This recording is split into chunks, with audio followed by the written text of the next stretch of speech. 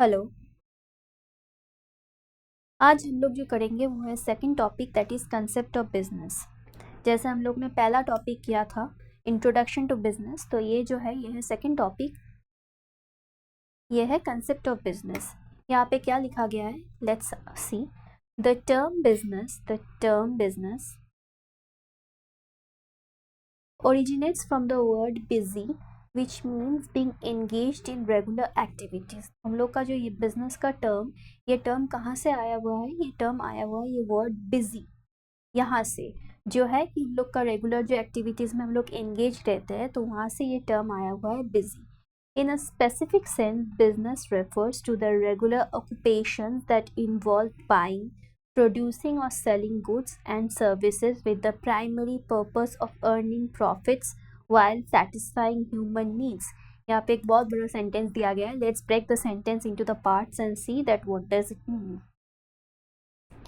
सी, यहाँ पे क्या बोला गया है कि business refers to the regular occupation. जैसे हर किसी का ऑक्यूपेशन होता है, किसी का ऑक्यूपेशन होता है टीचर, किसी का ऑक्यूपेशन होता है सर्विस पर्सन, किसी का ऑक्यूपेशन होता है एक्टर।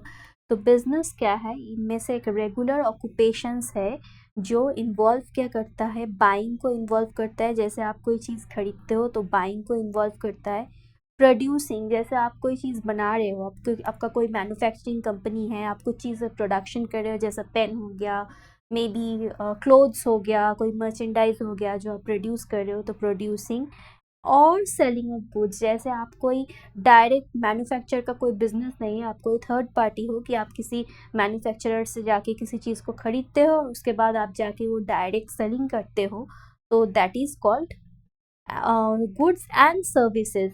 यहाँ पे जो गुड्स होता है एज वेल एज सर्विसेज जैसे मान लो हो गया हॉस्पिटल का सर्विस, स्कूल जहाँ पे आपको एजुकेशन मिलता है, तो वो एक किस्म का सर्विस हो गया। तो goods and services with the primary purpose of earning profits. Business का प्राइमरी पर्पस क्या है?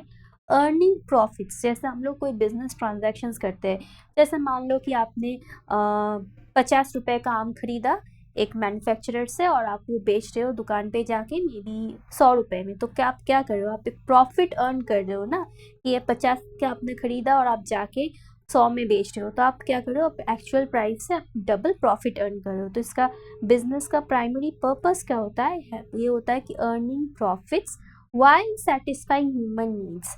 क्या क्या है? मार्केट में आम का भी, गर्मियों का मौसम है तो अभी आम का सीज़न है, तो ऐसे जैसे डिमांड होती है, आम का डिमांड होती है, तो आप क्या कर रहे हो? ह्यूमन नीड्स जो है उसको सेटिस्फाई कर रहे हो, कि आप दुकान पे जाके आम को जो बेच रहे हो या फिर आप कस्टमर्स को आम बेच रहे हो, और उसके साथ क्या कर रहे हो? आप एक प्रॉफिट भी अर्न कर रहे हो या फिर एक प्रॉफिट भी जनरेट कर रहे हो। तो ये है बिजनेस का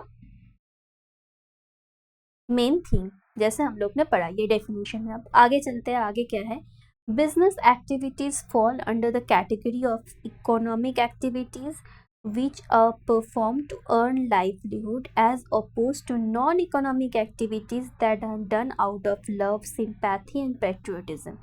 तो बिजनेस एक्टिविटीज़ क्या है? ये दो कैटेगरीज के अंदर फॉल करता है। एक कैटेगरीज है इकोनॉमिक एक्टिविटी, जो किया जाता है फॉर डेली लाइवलीहुड। जैसे आप दुकानदार हो, आप सामान बेचते हो, तो आपका लाइवलीहुड क्या है? आपका वो लाइवलीहुड है वो सामान बेचना, उससे जो मनी जनरेट होता है ये आपका लाइवलीहुड है, इससे आपका घर चलता है, आपका परिवार सुखी रहता है। और एक और होता है, वो है non economic activities that are done out of love, sympathy and patriotism. और दूसरे किस्म का बिजनेस एक्टिविटीज़ क्या होता है? Non economic activities. जैसे मान लो एक एनजीओ हो गया, वो जैसे सिक पीपल को फ्री ऑफ कॉस्ट ट्रीटमेंट देता है, तो वो क्या है? आउट ऑफ लव, सिंपैथी की, जो पुअर सिक पीपल है उन लोगों को फ्री ऑफ कॉस्ट ट्रीटमेंट दे रहा है, या फिर जो पुअर किड्स है उनको फ्री ऑफ कॉस्ट बुक्स दे रहा है, या फिर क्लोथ्स मतलब कपड़े बांट रहा है, तो ये क्या होता है? ये आउट ऑफ लव होता है, सिंपैथी होता है, पेट्रियटिज्म होता है। तो ये सेकंड किस्म एक होता है। पहला वाला क्या है? यहाँ पे हम लोग लिखते हैं, पहला वाला होता है इकोनॉमिक, दूसरा वाला क्या है? Non economic.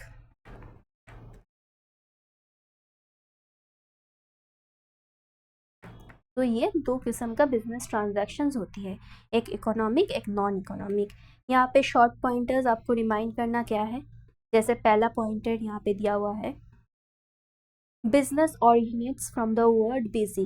बिजनेस जो है ये ऑरिजिनेट करता है वर्ड बिजी से, ये पहला पॉइंट है। सेकेंड पॉइंटर क्या है, involves regular occupation of buying, producing और सेलिंग गुड्स एंड सर्विसेज। जैसे एक रेगुलर ऑक्यूपेशन, रोज का काम क्या है, बाइंग, प्रोड्यूसिंग या फिर बेचना, मतलब बाई करना, मैन्युफैक्चर करना, प्रोड्यूस करना या फिर बेचना, of selling goods and services. Goods भी हो सकता है या फिर सर्विसेज भी हो सकता है। तो ये सेकंड पॉइंट है। Aims to earn profit while satisfying human needs. कोई भी नहीं चाहता कि अपने बिजनेस में लॉस हो। अब क्या चाहते हो कि आपके बिजनेस में लॉस हो, कि आपने एक चीज़ 50 रुपये में खरीदा और आप वो बेच रहे हो 25 रुपये में, नहीं, आप चाहेंगे कि वो चीज़ बेचना 75 रुपये में। तो ऑलवेज बिजनेस का एम क्या होता है कि प्रॉफिट्स, की अर्न प्रॉफिट्स, जो प्रॉफिट्स हम लोग जनरेट कर सकता है, एट द सेम टाइम हम लोग ह्यूमन नीड्स जो है उसका भी टेक केयर कर सकते हैं कि वो जो सेटिस्फाई हो सकता है human needs. falls under the category of economic activities which are done to earn livelihood। मैंने जैसे बोला कि इनका दो एक्टिविटी होता है, इकोनॉमिक एक्टिविटी जिसके अंदर लाइवलीहुड आता है। differ from non economic activities done out of love, sympathy और पेट्रियोटिज्म। ये क्या है, पहला वाला बिजनेस डिफरेंट है किससे, नॉन इकोनॉमिक एक्टिविटीज़ जो होती है लव, सिंपैथी एंड पेट्रियोटिज्म के लिए, जैसे एनजीओ मान लिया हो गया, कोई चैरिटेबल ट्रस्ट हो गया। तो ये सबसे पहला वाला जो लाइवलीहुड है ये डिफरेंट होती है। और क्या है, focus on the production of sale of goods and services to meet the societal needs. इसका फोकस क्या रहता है, for the production and sale. जैसे हम लोग मान लिया हम लोग मैन्युफैक्चर कर रहे हैं कोई भी गुड्स और उसको बेच रहे हैं, क्यों, to meet the societal needs. Society की जो नीड्स होती है उसको मीट करने के लिए या फिर उसको सेटिस्फाई करने के लिए। जैसे हर दिन हम लोग को हर दिन में क्या चीज़ ज़रूरी पड़ती है, ग्रॉसरी आइटम्स, खाने पीने का आइटम, क्लोथिंग्स। तो ये बहुत सारी चीज़ होती है जिसका प्रोडक्शन होती है, at the same time selling भी होती है, ताकि सोसाइटी की जो नीड्स है ये हम लोग सेटिस्फाई कर सके। अगर आपको ये किताब खरीदनी है तो this book, if you want the notes, this book is available on the, this book is available over the online platforms like Amazon, Flipkart, and you can also purchase from their direct website link which is given below. Thank you so much.